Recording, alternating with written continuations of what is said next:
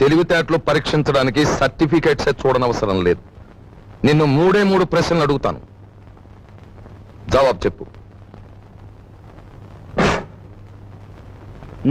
అడగండి.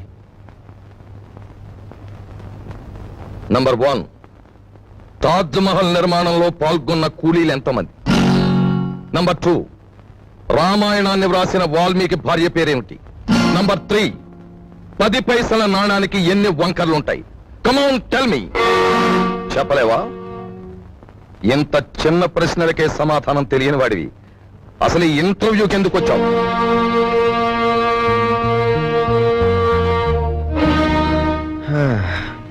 చెప్తాను.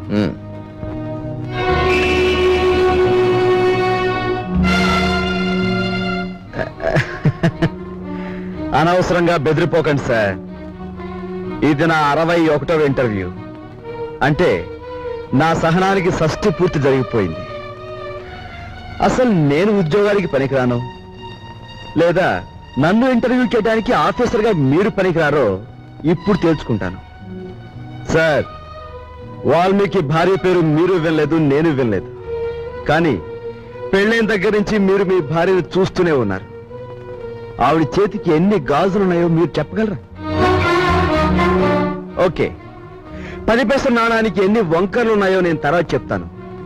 కానీ రోజు దువ్వుకునే మీ తల మీద ఎన్ని వెంట్రుకలు ఉన్నాయో మీరు చెప్పగలరా?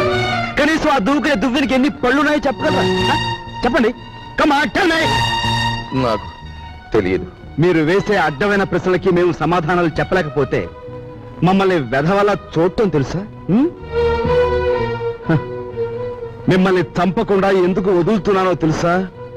మిమ్మల్ని చంపి నేను హంతకుడుగా మారటం వల్ల మా సమస్యలు పరిష్కారం కావు. అందుకు గుడ్ బై.